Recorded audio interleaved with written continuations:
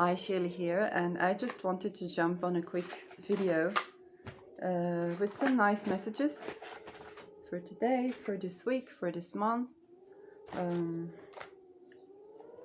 We're going to be having new moon in Aries soon, and this is something great to talk about because the new moon, Aries is a sign of new beginnings, right?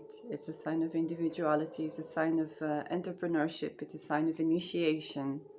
And we also have a stellium in Aries nowadays, which really emphasizes this fire energy that we may feel. And we all want to plant our seeds in the new moon.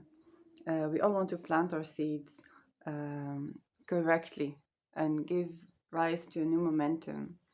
The best time to always have a ritual for the new moon is actually not on the new moon, not on the 11th or 12th, depending on your location, but actually a couple of days afterwards.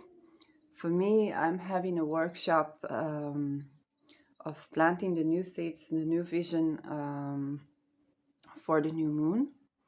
It is going to be on Thursday.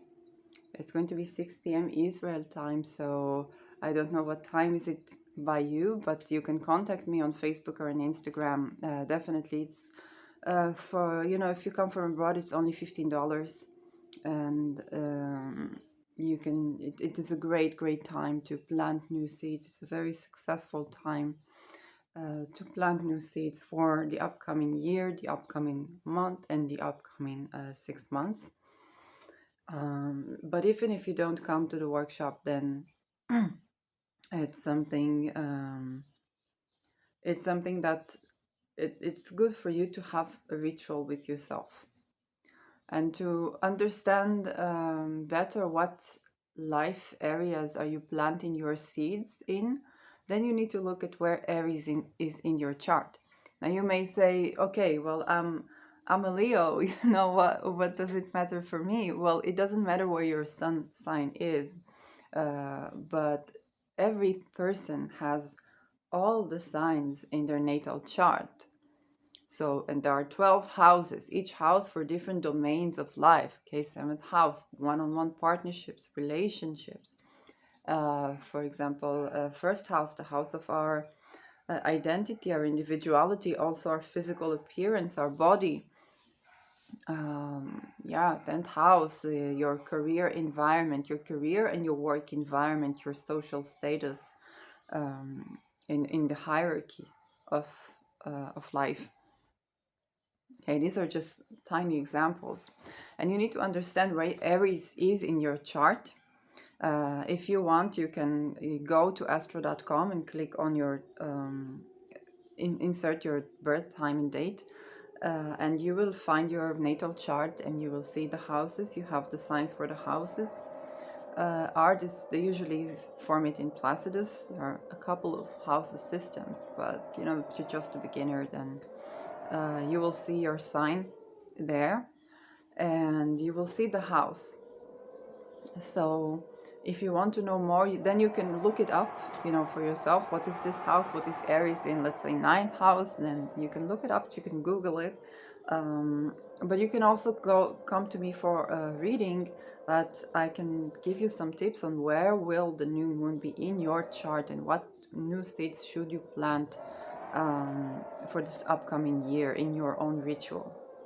Okay, this reading is very cheap. It's $15, just so that you can, so that it would be reachable, and you can contact me on Facebook or Instagram to get a reading. And that's so that's one thing you can already do. I also accept Bitcoin, so if you want to pay the same amount in Bitcoin, it's more comfortable for you, then it's also a possibility. So that's one thing. And the second thing I wanted to talk about, for the Aries reading, basically what I look at is, where is Aries in your chart? Who are the rulers of, where are the rulers of Aries? Mars is the ruler of Aries. So where is Mars in your chart? The house where Mars is will also be activated. And what planets do you have in your Aries house, and what houses do they rule? Let's say you have a Mercury in your Aries house, and your Aries house is the first house. Okay, then say you have ascendant in Aries. Then Mercury rules your sixth and your third houses. They will also be activated. So the seeds that you plant could be in either of these houses. Something new is happening for you in either of these houses. Mainly the Aries house, but also other houses, and they can act together, and they act together in your natal chart, but they can also act together in the new changes that you bring. So this is one good reason, to go to an astrologer to have a reading, and not just look in astro.com, but you can absolutely look it up yourself and see like the basics of it. So let's have a message for the new moon.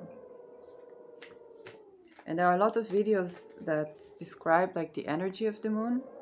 I think I also made one. I don't know if I have uploaded it or not, but you can look it up. Basically, there are good and challenging aspects with this moon. There is a challenging aspect from Pluto to Venus, and I think to the moon as well, which is letting go of what you no longer need, what no longer serves you.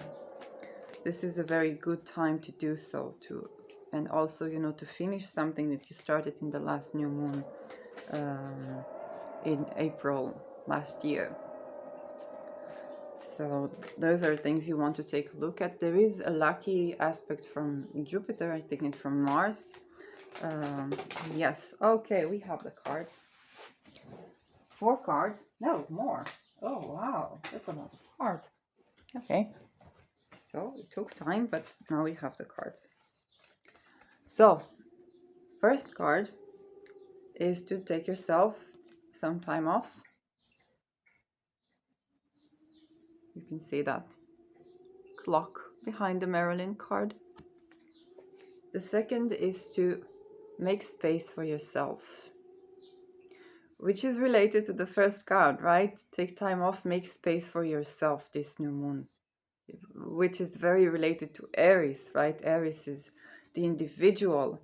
Aries takes the place, it has the presence in the room. Unleash your boundaries. Remember that a boundary is a door that you can open and close. A boundary is not a wall. It's a door that you can open and close. So find out which boundaries in your life do you want to open. Which doors do you open in your life that are no longer a wall for you in your life. And expand your imagination. In Hebrew, we also have the word boundary, so breach the boundaries of your imagination. So expand your imagination. Dare to dream.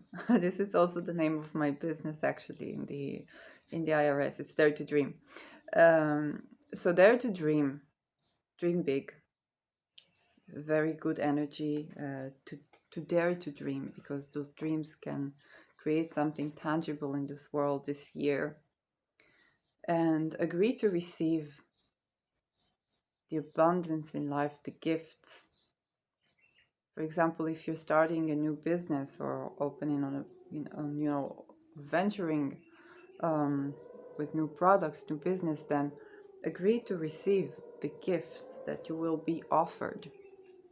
Okay, just today I did a reading for a friend, and I wanted to give it to her as a gift, and she said, well, I want to give you some money, I want to pay for you. And I said, I don't do this for the money. I was thinking to myself, should I accept it? Should I not accept it? And I thought to myself, well, I will agree to accept her gift.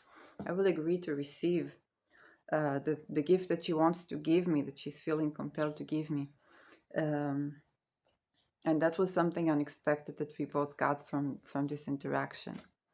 So for me, I did not do her reading for money. She's a friend and a customer that I know for a very long time. But I just wanted to give it to her because I came up with the Jupiter reading, and I just wanted to give it to her as a gift of a person, who is has been with me for so long. And she said, no, I want to pay for you. And I said, okay, you know, if you want, then I will accept that. So agree to receive gifts. Agree to receive the gifts that you're showered upon this year, and with the energy of this new moon. So yes, I think that's all we have for today. Yes, that's all we have for today. And for those of you in the astrology community, I know recently a very famous astrologer, Nikola had died recently, and it was as far as I understood, it was difficult times for astrologers in the recent couple of days. So it's a great loss for astrology. For those of you who know Lada's channel, she will be hosting a Zoom meeting today in his memory with his readings that he gave to people and insights from readings that he gave to people. So go to Lada's channel, it's LadaDuncheva. I will put a link down below if you're watching this today, and you can join the Zoom meeting if you knew Nikola, if you knew him personally, if you got a reading by him, if you just, you know, like me, saw his videos and read his website and was inspired by him. So it's a great loss for the astrology community, but his legacy lives on. He did predictive astrology and he did very specific astrology, worked by the degree, which was very unconventional and very innovative in relation to his colleagues. So have a wonderful day, and I'll see you in my next video.